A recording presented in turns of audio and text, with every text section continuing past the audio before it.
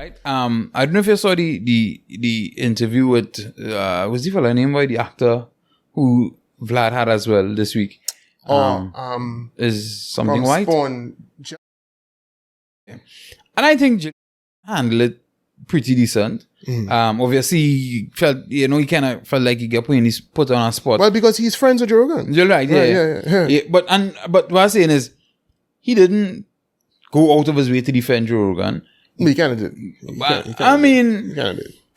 kind of did. He went. He spoke at length about how close they are. But right. So he explained, but he didn't defend what he did. You understand what I'm saying? Well, I mean, yeah, but he defended what he did in the best way he could. He could have said, well, he wasn't saying it about somebody. No, you see, you want them to say it shouldn't matter who say it, but black people in the States won't say that. They won't say that. He will lose all credibility or lose all everything if he comes and says, I don't give a shit if a white, no, he will have real problems. I guess popular black people especially. Because I was watching a clip with a guy walking in the streets of LA interviewing people. Yeah. I don't know if you saw that one. No. Yeah, he was walking in the street interviewing people. And most of the black people were like, "Course, I really do care. I do care." You understand what I'm saying? Yeah. And most of the white people were like, "No, he should be cancelled. He should be removed from Spotify." And no. But they may not say that they have no issue with Joe Rogan saying it. They may not say they will say, "I don't care if I'm not going to cancel him. I don't think he should be." But what Jaleel White would not say is, "Listen, I don't.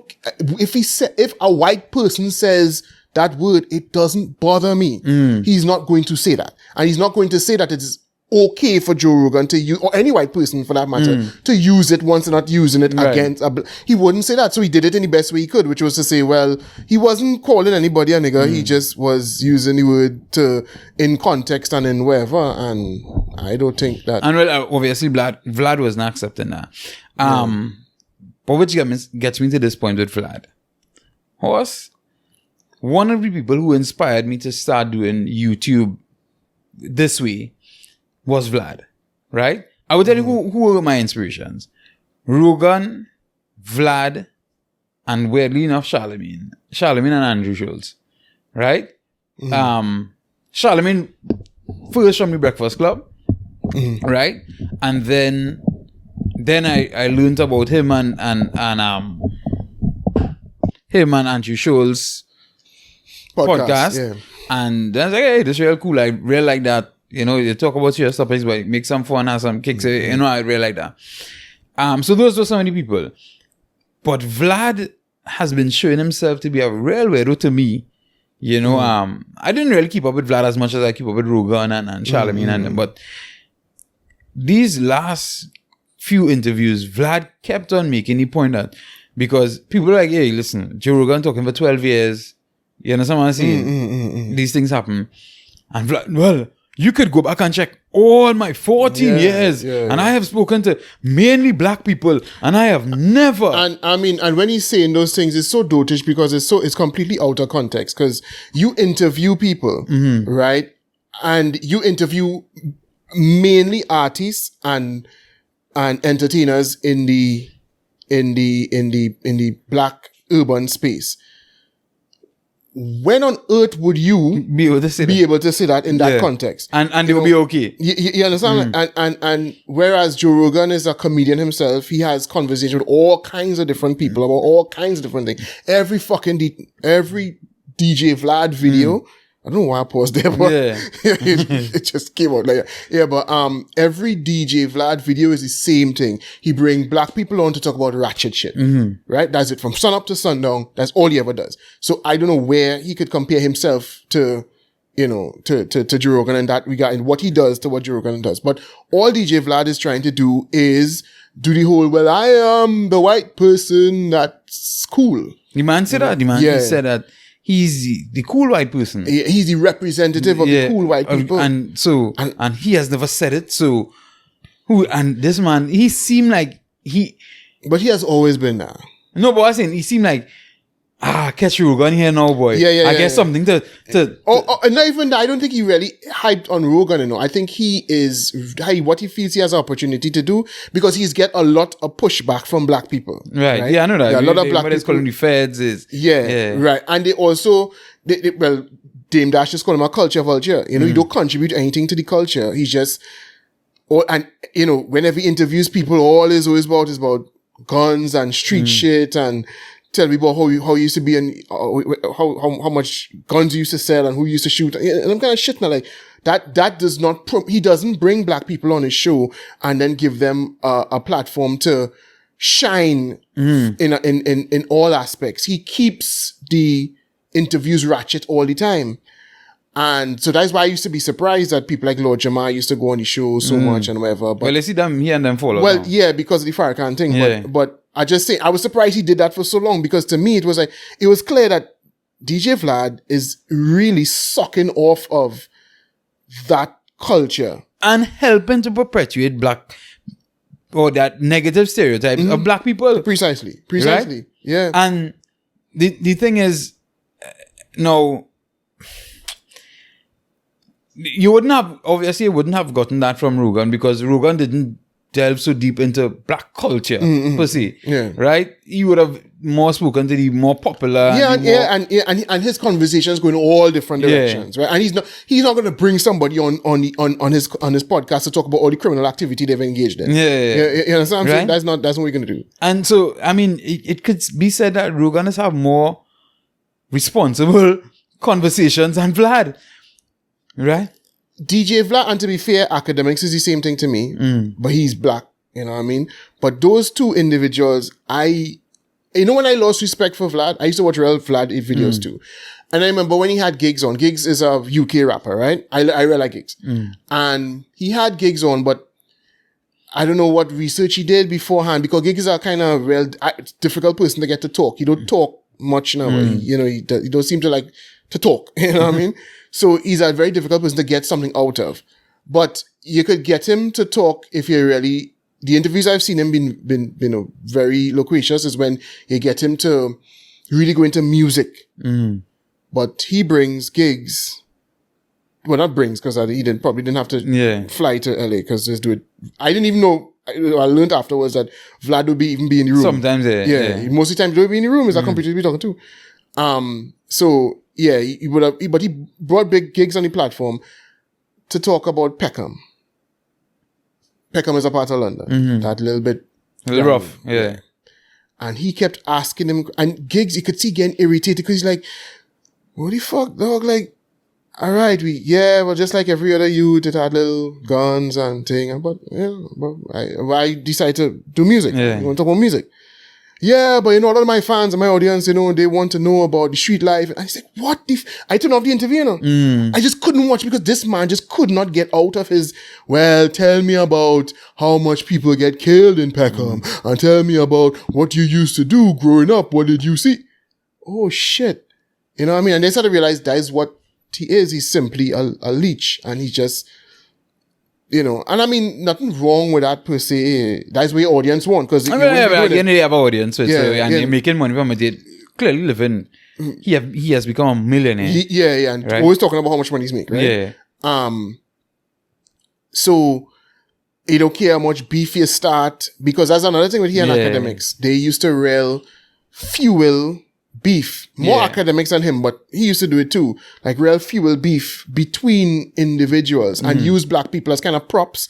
So like you'll find My Son is one of them. He's a rapper from New York. I don't know why My Son is connect himself with DJ Vlad so much, but apparently people in the industry keep saying, that he just walk around with My Son like My Son is this is my street card, I mean? He gives me the opportunity to go in certain places and be, and almost like use black people as props. Right. And I think he, bringing it back to the interview with Hugh Leande, he was trying, or is trying to, fight them haters, not them critics who keep saying. Well, but the thing is, he said something twice that made me laugh now, boy. He had a Terrence Yeltsin moment where he was saying, they would have had certain things that he would have said or certain jokes that he would have made or things that would have come out on his interviews.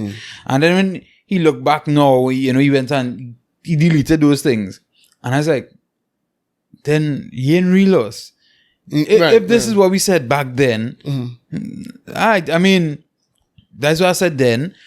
And when I say you're not real, I'm talking about you're not real in comparison to somebody like Rogan. If it's Rogan, you're comparing yourself to, because Rogan is a person who will say, well, okay, this is what I said then, I didn't know I was wrong. And no, but to be fair, and the thing that's funny about that is Rogan did the same thing. When he went to Spotify, they removed a lot of episodes. Well, the thing is, was it him or Spotify? Yeah, but the point is, he had to okay it. He in whatever contract he woke up, he could have said, no, everything I've done is staying. You know, it's my work and I'm standing by it. No, but what I'm saying, in a situation like that, if you feel it could play with the money, I could understand. Because you can't find the episodes that they pull them nigga thing from. You can't get that from. You can't get that now. But the thing is, apparently Spotify pull on Joe Rogan. I don't know if you knew that. They pull on the whole Joe Rogan aspect of their page like twice last week. Yeah. And no, but what I'm saying is some of them, the reason why you can't go back and get them in full context is because even before it became an issue, no, it was removed. Right. When he moved to Spotify. I think it was even removed from YouTube before that too. Right. So the point is, he would have removed it. So, you know, to say that he using that to say, well, I am better than Joe Rogan, and I realized it was wrong, so I took it off. But Joe Rogan did the same thing. But those clips you couldn't find in context. Right. I mean, if it's so, it's so. You understand what I'm saying? Yeah. No, the thing is, my only thing is, then you ain't even wait till have an uproar. You understand what I'm saying? You just say, nah, well, let me take down this boy. Because I mean, it seemed to me you throw stones at a point, but they want to hide their hands now, boy. Well, no, I mean, there are some things that I could kind of see a situation in which I would do that. Like if I said something and I completely have a 180 on some years later, and I think that me saying it, you seeing me saying it back then will give me unnecessary headache in trying to explain myself. Not even trying to explain myself, but like me saying it back then, I don't like how I look saying it. Right. I don't like how I sound saying it. I'm a very self-conscious person that way. Plenty of times I do this and feel like asking you to cut out certain parts, you know what I mean? Because I just don't like how it sounds. So I could see if like there's a view I hold, that maybe 10 years from now, 5 years, 2 years from now, I just completely 180 on. And I think it's sounding real bad when I hear it back now. If I'm in control, I would delete it. No, alright. So my thing is, and that's fine, you know. But then, don't act like if when somebody says something bad because they didn't delete it in time, you better than that person. Of course. You understand what I'm saying? And that's the thing. I would never do that, even though I would remove it. If you don't feel like you, because first of all, the point is we both said it. Well, may not be the same thing. But we said things that could have offended people, or sounded stupid, or wrong, or whatever. And now we resentful of it and we move on. I just feel that people need to stop using the whole he was using it in a different context defense. Because like I told you in the last episode, when I heard some of those things in context before they were taken down, and they sounded weird to me, you know. And when I say it sounded weird to me, I am not bothered by the use of the word, but I knew then that was going to be a problem. Right. I heard it and it sounded, wow, you're going down that road? Wow. And there was a certain amount of glee that he took in saying the word. It was almost like if, like how children get, when you reach secondary school literature and they start to get the books with cussing, right? And you have to read the book in class. You know, normally you can't see them words in front of the teacher, but now you're like, hey, I could say because it's in the book. I'm not telling you fuck off. I'm saying what he is saying. The book you say I can read. Yeah.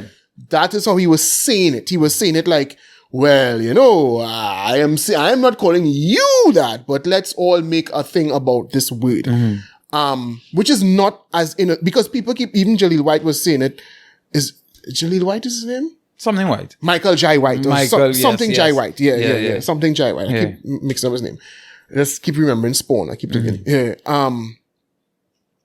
He, you know, kept going, no, well, you know, he was just saying what was in, it wasn't like he was reading and although he could easily say N-word if you're reading to it, but it's not like he was reading, well, you know, so and so, nigga, blah, blah, blah, blah, blah, blah, blah. That's one page. I just really want to pay. No, it wasn't that. He made the whole conversation surrounded the word and the fact that the word sounded funny, or when it was said in certain ways, it sounded funny, or when it sounded other ways, it sounded cool.